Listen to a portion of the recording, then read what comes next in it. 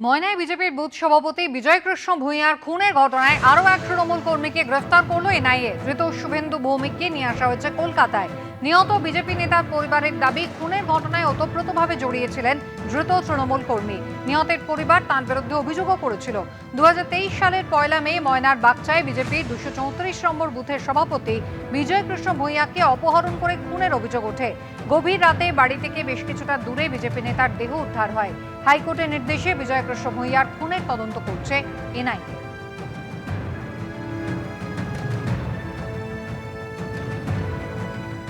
প্রাণনাশের হুমকি, আক্রমণের মুখেও কিন্তু অবিচল সন্ন্যাসী চিন্ময় কৃষ্ণ দাসের আইনজীবী। মার খেয়েও দমবার পাত্র নন সন্ন্যাসীর আইনজীবী রবীন্দ্র ঘোষ। রবীন্দ্র ঘোষ আজকে ফের যাচ্ছেন চট্টগ্রাম আদালতে। জেলবন্দি সন্ন্যাসীর জামিন মামলা শুনানি এগিয়ে আনতে ফের আদালতের দ্বারস্থ হবেন তিনি। গতকালই শুনানি এগিয়ে আনার আর্জি খারিজের পর তিনি চট্টগ্রাম জেলে যান, এমনটাই জানিয়েছেন আইনজীবী। বন্দি সন্ন্যাসী চিন্ময় কৃষ্ণ দাসের থেকে ওকালতনামা সংগ্রহ করা হয়েছে। জেল সুপারের অনুমোদনে সেই ওকালতনামা তিনি সংগ্রহ করেছেন এবং আজ তিনি ফের চট্টগ্রাম আদালতে তার 2 তারিখ জামিন মামলার শুনানির আগাম যাতে করা যায় সেই আবেদন জানাবেন।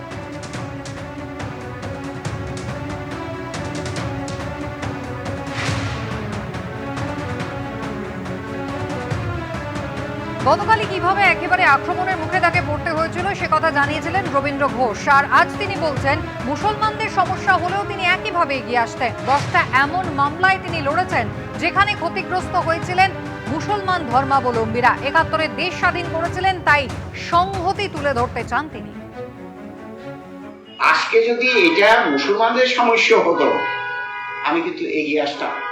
10টি ঘটনা আমি তদন্ত করেছি, সবগুলো মুসলমান। ওদের অধিকার ক্ষুণ্ণ হয়ে যাচ্ছে, সেই অবস্থা তাদেরকে উদ্ধার করেছি।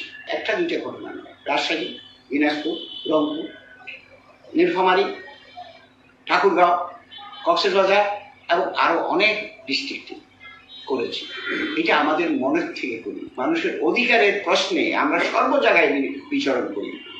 ইন্ডিয়াতে যে মাইনরিটি আছে মুসলমান অনেক আমার বন্ধু মানুষ আছে, তারা তাদের অধিকার দেখে।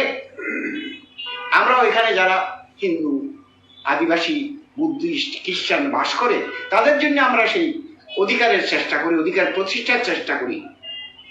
কিন্তু এই কথা তো কেউ বলতে পারে না, আপনাকে ক্ষমা চাইতে হবে। আমরা দেশটা স্বাধীন করেছিলাম 71-এ, মূল্যবোধটা রাখতে হবে। আমরা দেশের ক্ষতি হোক আমরা কোনো কালে চাইব না। For the protection of the rights of the people of the country, we want solidarity among the people of the country as a whole. এটা আমাদের মূল কথা। ধৃত সন্ন্যাসী চিন্ময় কৃষ্ণ দাসের আইনজীবী রবীন্দ্র ঘোষকে ধন্যবাদ জানিয়েছেন কলকাতা ইসকনের ভাইস প্রেসিডেন্ট রাধারমন দাস।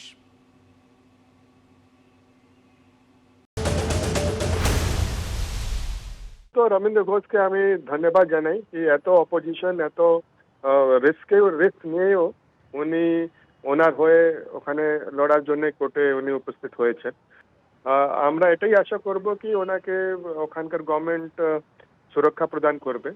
আমি আশা করি কি উনি চিন্ময় কৃষ্ণ প্রভুর পক্ষ কোর্টে রাখতে পারবেন। আর এটাই আশা আছে, আশাই জীবন আছে। আর আমরা এটা we hope that the government of Bangladesh ওরা ওনাকে সুরক্ষা প্রদান করবে আর উনি নিজের কথা কোর্টে রাখতে পারেন, চিন্ময় কৃষ্ণ হয়ে দাঁড়াতে পারেন, এটা গভর্নমেন্ট ব্যবস্থা নেবে।